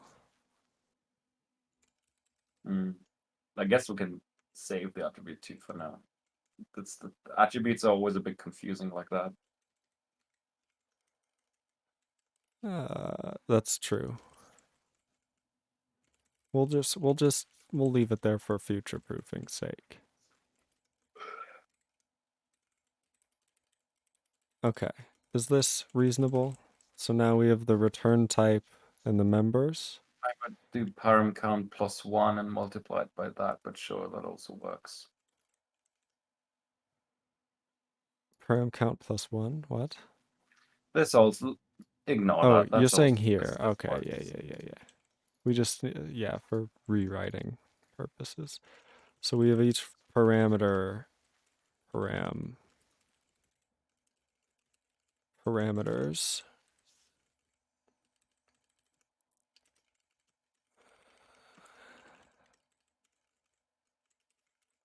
I mean, that was that. There's the parameter names. And then for the param rewrites, relocations. You're doing so type structure is also not quite correct anymore. Ooh, good point. It's going to be type function parameters.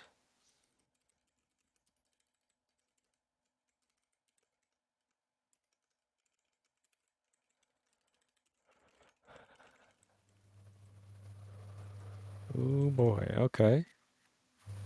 Something like that, yeah. And then hold on, there's the return type though. We've got some more messages in chat. Hey, page miss, what is that Lang? Ow, see. Exactly. Mm. Bottleneck, thank you so much for the follow. I've got to go in like 5 to 10 minutes.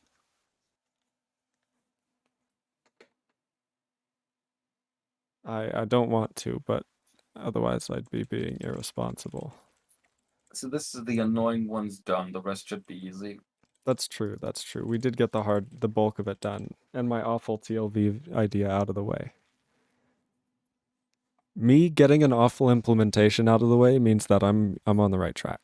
Yeah, the thing about type length values, it's a This, very general, which might be suited for a byte format, for a like if you want a common bytecode format, but I don't quite think that that's what we're going for here.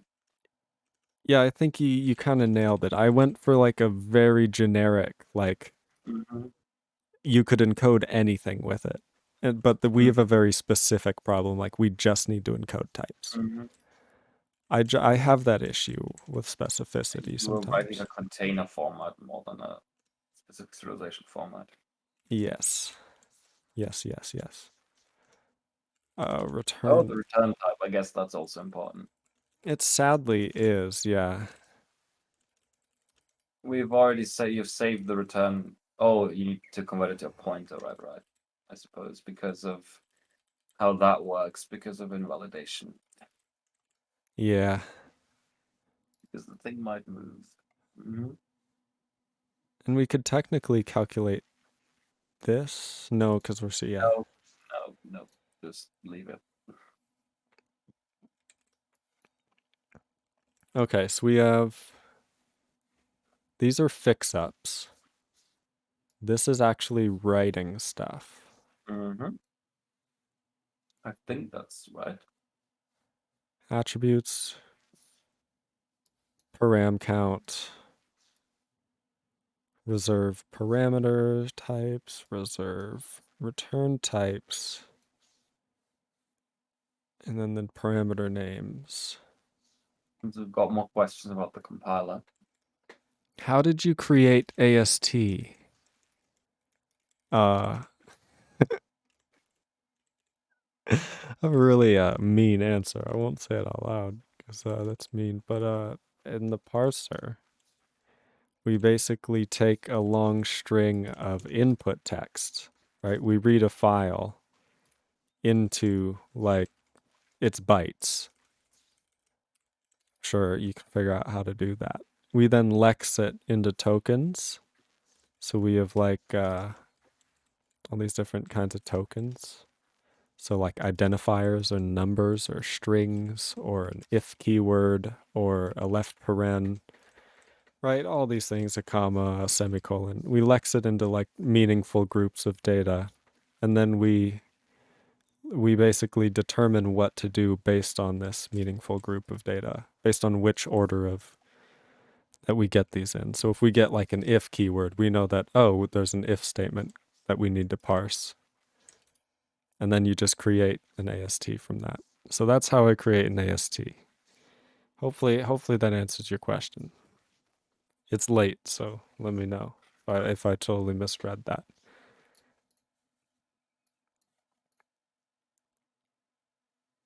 Ugh. Okay, what are we doing? Not the parser, not the AST, not rule 110. We're in modules. We have functions and we have structs serialized. Is that true? Function types and struct decals, yes.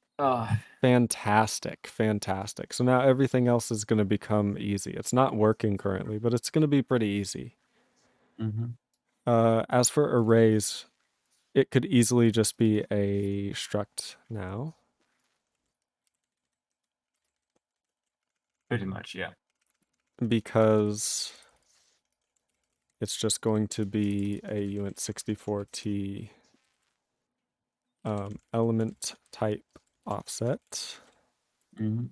And Go then, the element type. Also, we have to also do a fix up for that every time we have a type. So yeah, I figured something like this for arrays.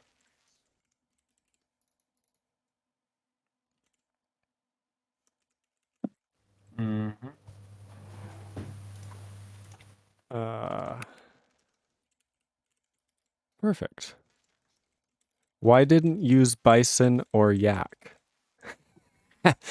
I'm not a Well, magician, sorry. What do you want me to do? I don't think anybody actually knows how to use those. well, yak is. I'm pretty sure it's pretty old. It's the like bison itself is like 40 years old, but um, yak I think is even older. It's like bison is the modern version of it, if I recall correctly. And the thing about it is it generates an allow parser, one of those. Yeah. And writing, there's a few things that are annoying about it. For instance, it accepts BNF, not EBNF, and BNF is horrible. You have to do nonsense with empty uh, rules and all of that, which is very annoying to write. As soon as you have repetition, it becomes even more annoying to write. That's one reason. And dealing with then you have to deal with conflicts potentially, especially like in this language where we have some syntactic ambiguity, and that's easy to do manually than to try and figure out to get Bison to do it. It's not. That's one reason. And for passing more complicated constructs, sometimes it really is ambiguous, and you need to make assumptions either way, and that's.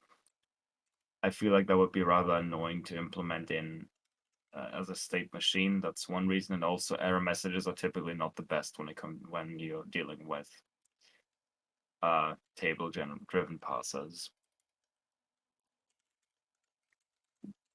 Very well said.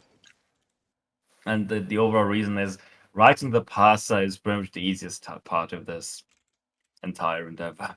So What it's really not that important. am I doing here? This Like when you're writing a compiler, the easiest thing is the lexer, the second easiest thing is the parser. Everything else, from AST layout to semantic analysis, and if you have a compiler backend, then obviously that as well is a lot more complicated than writing the parser. And even if the parser in languages, in cases where the parser is complicated, like C++, I wouldn't want to try and write a Bison grammar for C++. So yeah. He's giving nightmares. I don't even want to think about that. Writing like a regular parser for C++ is hard enough. Mm-hmm. You basically just asked me to do it in Haskell. Got IR. Yes, we have an IR. And an MLIR. Or an MIR. I tried it writing parser in Lisp with recursive functions. It was not easy. First time chat. One Lumen says, "Oh my god, I'm writing a parser for C++." My condolences. I'm very sorry about that. Good luck with that. Exactly. Okay, so now we have to say serialize the type. The main problem about parsing C++ is that one thing that's annoying is that it still sort of has the semantics of C, where it tries to resolve names immediately unless it can't, in which case it resolves those names later, but only those. So you end up with like weird tricks where in a template, if you write if you put a function call in a template, it tries to resolve it immediately, but you can defer name lookup if you write this arrow, the function, or a template parameter colon the function. That forces it to be resolved at instantiation time. And if you, for instance, have a struct template that inherits from another struct, then in the implementations of member functions, you can't use uh, members of the base class if that class is also a template, because when it passes the template, it doesn't know what the parent class is going to end up being, or what the base class is going to end up being, but it still tries to resolve the name immediately. So if you try to just use member functions of the base class, you can't. You have to write base class colon that function to force the compiler to resolve it at instantiation time instead. And that's just these very weird name lookup semantics that are both annoying, somewhat annoying to handle in a compiler, and more annoying to handle if you actually need to write C++. So yeah. Toastep says, "Hello, is this the intercept lang compiler or another one?" Yep, that's this one. Also, Bottleneck Slayer, thank you so much for the follows. I appreciate it. Yeah, C++ is it's a beast. It's powerful, but it's also kind of scary. And also you need full constant expression evaluation to be able to even pass it. So Yeah, which is fantastic. I'm not talking about semantic analysis, I'm talking about passing, because that sometimes is the difference between passing a less than operator and passing a template parameter list. Okay, I'm kind of freaking myself out. Did I do this wrong? What are you doing? I'm trying to We serialize an array. element type So I write the the whole uh, type array serialization yeah, sure. and I save the element type offset Uh-huh. before doing so. And then I get the element Uh, type by serializing it. well, that's not quite the element type offset, it's the offset to the serial struct. So that's almost right, but not quite. Which the first thing in the serial So, struct is the remember when I talked about making these structs? I think that was before we settled on offset what we're of. doing now. So I think if the thing contains another type, making it a struct might not help with serializing it. Is this how offset of works? Offset off takes a type and a member name, if I recall correctly.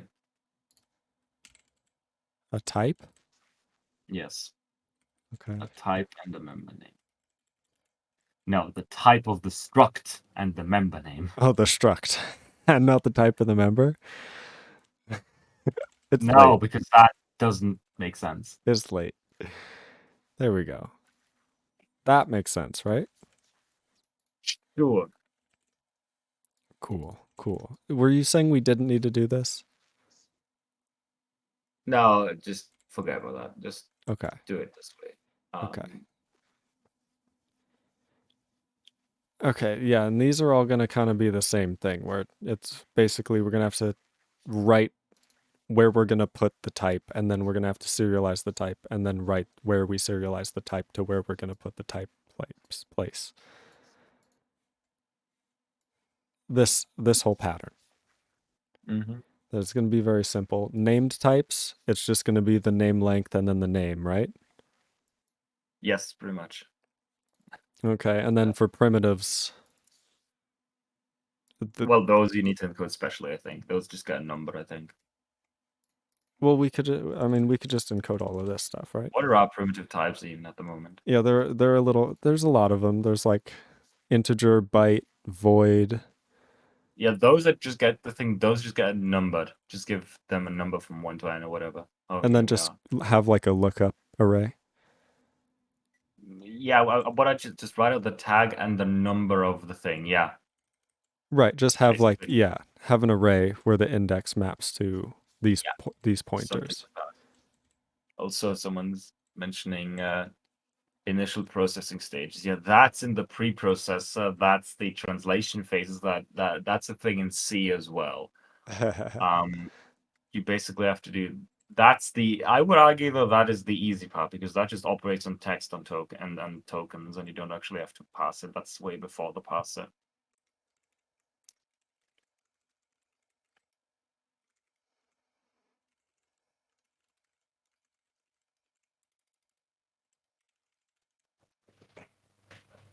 Okay. Uh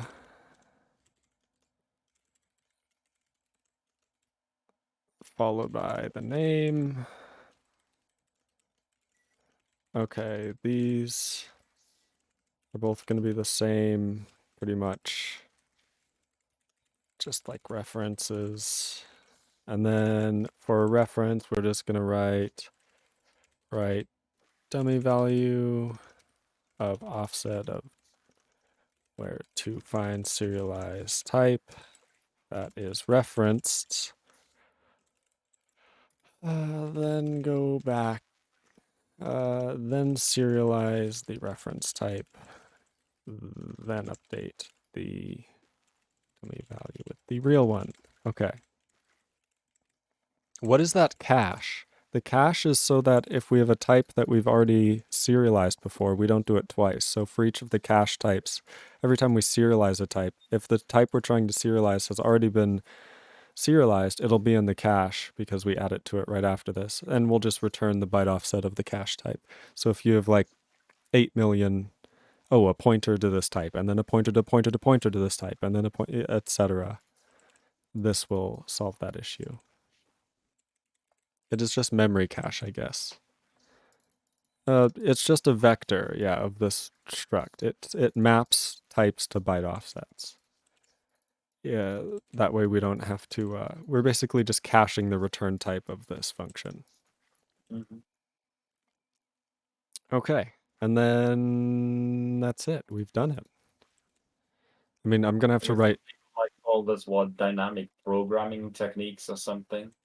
Isn't that what people call this all the time? When dynamic programming is basically just a map. I don't Exactly. know what they call it dynamic programming. It's just called using a map It's true. or You have that cache or right. whatever. Is intercept a functional lang? Yes. I mean, Is it? No, it's less functional than procedural, I think. it's it's meant to be both. Because there are lambdas, you can pass them to as function parameters. Well, that's not necessarily functional. It's not, but it Algo has the two, and it's very not much not functional. Algo is like right. the procedural language. So I'd say it's technically procedural, but it's inspired by functional languages. Well, yeah, to some extent, Because but I like Lisp, and the patterns I write in Lisp, I like to be able to represent in intercept. let's just say it's not really functional at the moment. Exactly. However you want to In more interpret ways that. than one.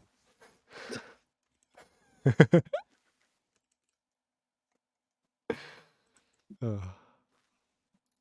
Okay, and then when we're writing the module, we're basically gonna want to write all Yeah, the types into one place, right?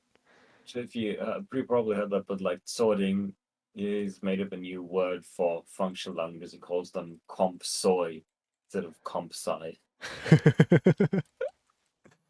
The softest of languages. Mm. I like it. By the way, so we're gonna have to serialize all these types somewhere, right? In like a type table. Yes, all the types used in a program go in a type table, basically. Yeah. And then we're gonna have to reference this type table with these offsets Mm-hmm. when we are saying module declarations and giving names to these things. Yeah, basically when we have a variables and functions have a type, and the types will be indexes offset into this table, which means we need to emit all the types first, then the variables and functions. That's how I do it, probably. Nice. Okay. So, okay, so what you're saying is that basically for all exports,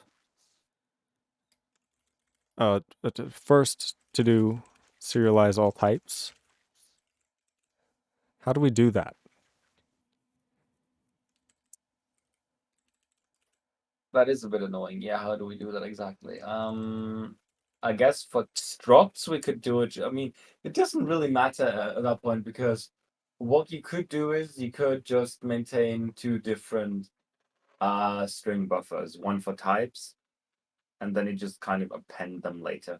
Yeah. Like one for types, one for variables, functions, and then you just concatenate all of them, or write them to a file if you're already writing to a file. That way you could avoid the copy. So the real thing will be like we'll have types Mm-hmm. and we'll have just